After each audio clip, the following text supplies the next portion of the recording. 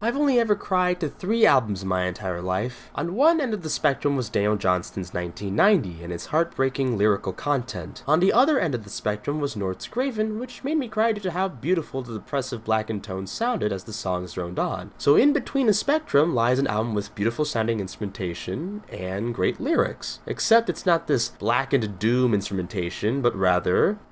oh, lovely strings and woodwind arrangements with lush guitar work. Sure, I'll take that. And instead of lyrics dealing with loneliness, God, and depression, you get... oh, fuck.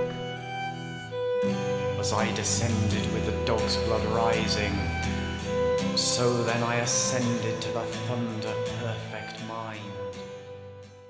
Nature and Organization was the project of composer Michael Cashmore. His apparent first release isn't anything to write home about, a live album and this sort of cluster of random heavy industrial noise, but there are hints of what was to come years later. Fast forward to 1994 and we get Beauty Reaps the Blood of Solitude. Cashmore just goes the fuck off here. The orchestral arrangements in the songs are absolutely beautiful, some of the best that I've ever heard within the neo-folk genre and circle.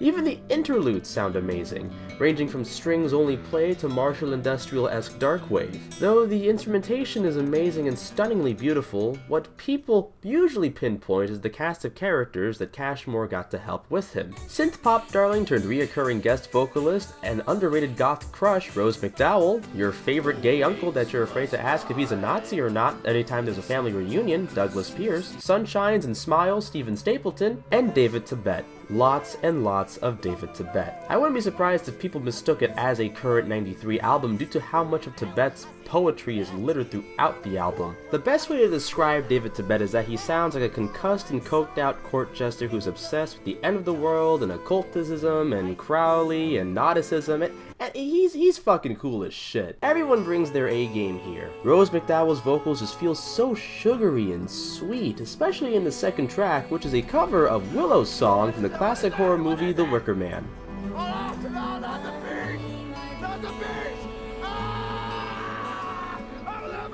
And Tibet's poetry in this is so on point and arguably some of the best stuff that he's written in his career.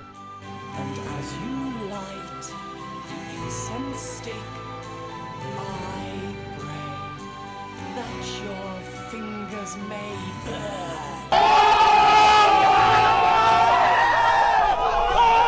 Then you have My Black Diary, which is a wonderful duet featuring Pierce and Tibet, with McDowell coming in every once in a while at the end. Think of this song as the "everyone is here" moment of the album.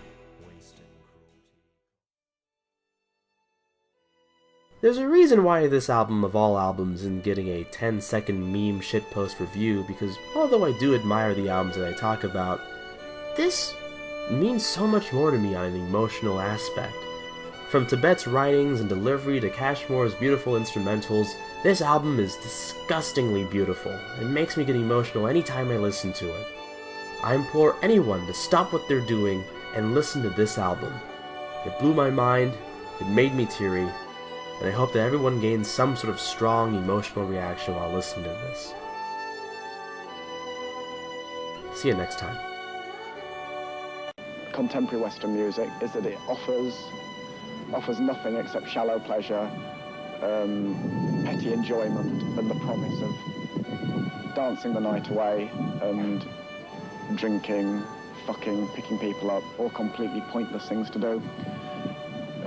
Western music used to have something important in it if we look back at the classical composers, but even the classical music of the West now can't offer anything to people because it exists in its own sphere. It's a finished sort of music.